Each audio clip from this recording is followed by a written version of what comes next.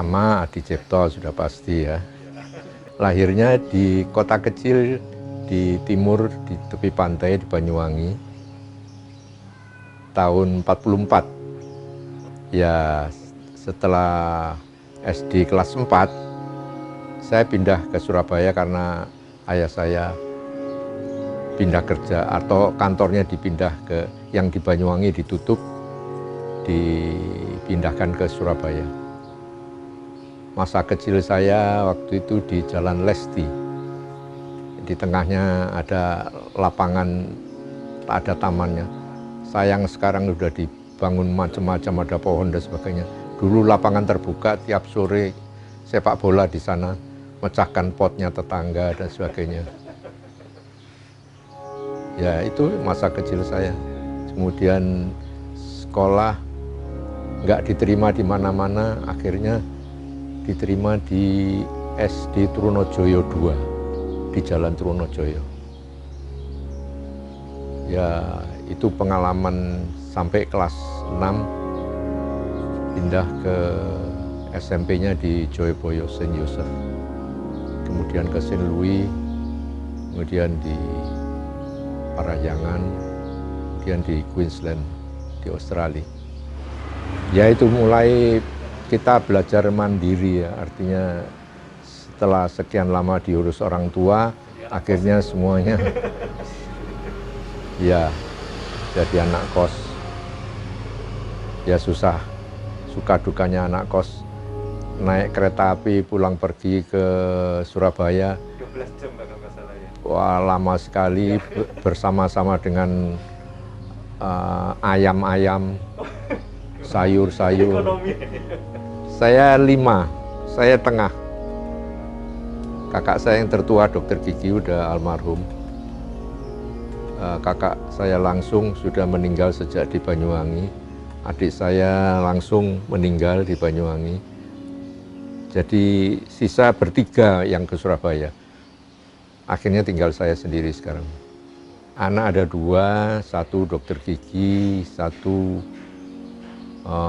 dulu Disconfis Petra, tapi terus melanjutkan di Master of Business Administration di Itali. Pernah di Inggris juga di Itali. Sampai sekarang masih di Itali, nggak bisa balik.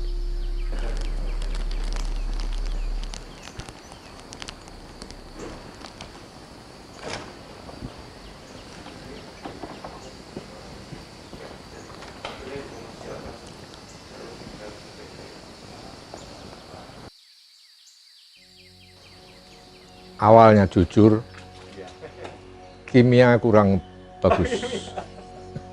Jadi cari jurusan yang tidak ada kimianya. Ya, dan zaman dulu kan terus terang agak susah ya masuk perguruan tinggi negeri. Jadi mendaftar di samping saya sudah daftar ke Erlangga Kedokteran Gigi, ke ITS juga, ada ke ITB maupun ke Parahyangan, yang diterima di Parahyangan. Jadi tahun berapa itu, 62. Ya studi waktu itu kan agak susah ya, karena G30S dan sebagainya, peristiwa Mei itu ada jeda-jeda yang mengolor waktu studi. Sehingga akhirnya lulusnya tahun 72. Juga kurikulumnya beda. Kalau dulu 5-6 tahun SKS-nya tuh 200-an lebih mungkin ya.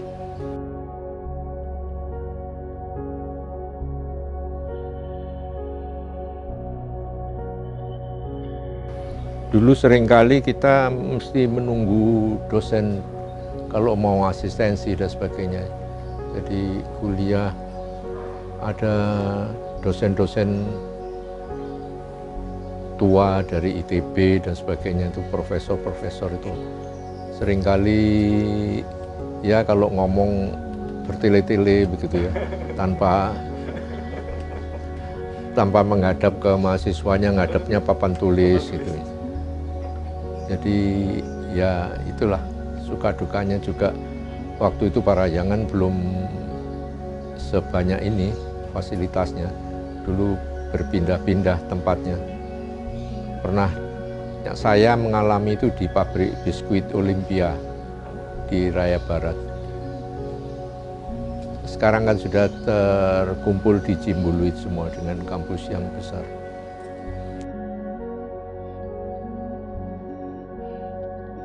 Ya, generasi saya ini mengalami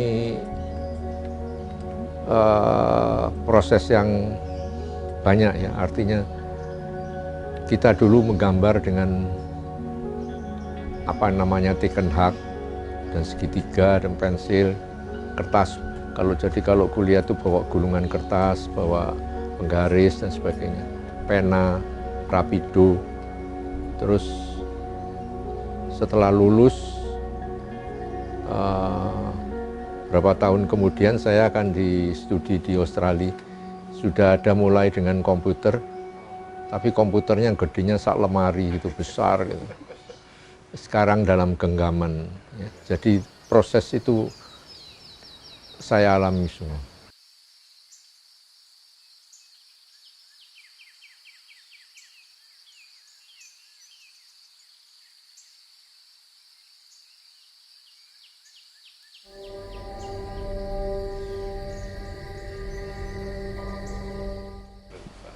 Ya itu kan sesuatu itu mengalir ya, jadi kembali ke Surabaya, bekerja di setengah kontraktor dan setengah developer, sehingga dibebani untuk mendesain ya. Dan tidak tanggung-tanggung, yang awal-awal itu besar sekali, Jembatan Merah Plaza 1 itu. Mulai dari situ, kemudian ada pasar Kapasan, pasar Belauran. Pasar Belauran akhirnya terbakar ya. Pasar Kapasan sudah direnov, sudah berubah.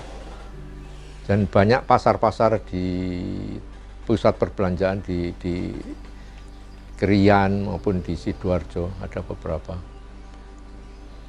Untungnya kalau kerja di developer itu banyak pengalaman proyek-proyek yang bahkan perumahan tentara pun pernah mendesain ya. Karena bekerja dapat kerjaan di Petra untuk mengajar menjadi dosen. Ya akhirnya setengah-setengah. Akhirnya saya melepaskan diri dari perusahaan itu, full di Petra tapi mendesain mandiri sendiri.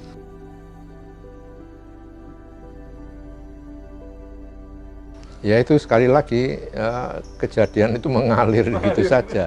Jadi ketemu orang, diajak dan sebagainya. Itu Petra buka, daftar aja di Petra jadi dosen misalnya. Pak Setiadi. Pak Setiadi itu dosen di ITS. Saya juga diajak di ITS untuk jadi asisten. Asistennya Pak Gunadi lagi waktu itu. Di ITS, jadi dosen LB di ITS beberapa tahun.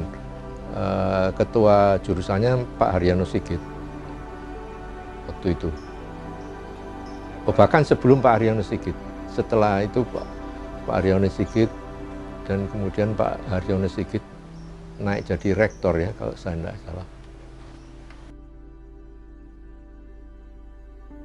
Ya tapi saya selalu ngomong sama anak-anak. Kamu kalau pakai komputer, bentukmu ya persegi semua, tegak lurus.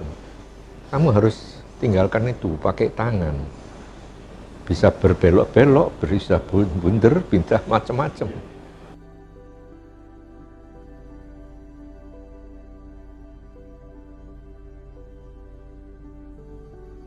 Sebetulnya tidak terlalu berseberangan ya, artinya mendesain itu pasti belajar sesuatu yang baru. Ya. Jadi itu yang saya tekankan pada mahasiswa. Begitu kamu selesai mendesain ini, pasti Anda mendapatkan keterampilan baru, ilmu-ilmu baru, pengetahuan baru, dan sebagainya. Asalnya yang kamu tidak pernah mengerti apa yang namanya krematorium, kalau kamu desain krematorium, oh caranya membakar mayat itu seperti ini, dan sebagainya. Mau tidak mau kita harus belajar. Jadi saya tekankan pada mahasiswa bahwa kita itu harus bisa belajar sendiri. Karena di dunia nyata kamu kalau mau nanya siapa, kalau sudah ada masalah, ya tentu kita cari sendiri. Entah kembali ke dosennya, entah kalau sekarang lihat di Google dan seterusnya.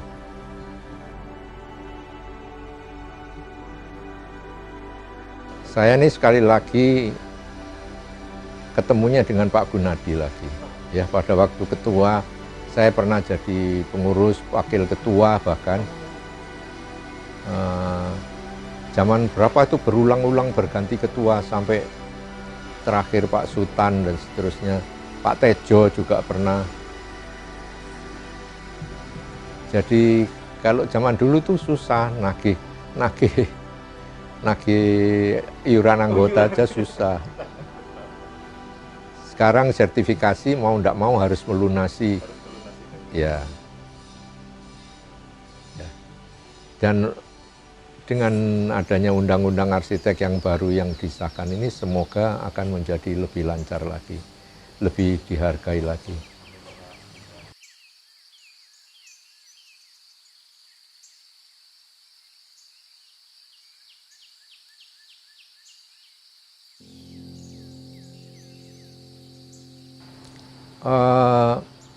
Saya melihat sekarang sudah lebih aktif dan progresif ya. Mungkin karena pengurusnya muda-muda, ketuanya anak zaman milenial gitu. Jadi ide-idenya lebih banyak ya. Jadi saya rasa itu yang perlu. Terus dulu kita itu tidak ada daya tariknya untuk jadi anggota IAI, agak susah. Sekarang dengan adanya sertifikasi dan sebagainya, itu lebih banyak bisa menarik anggota. Jadi tatanan sertifikasi dan seterusnya ini harus tetap kita pertahankan. Cuma memang ada beberapa hal yang perlu diselaraskan kembali dengan zaman sekarang.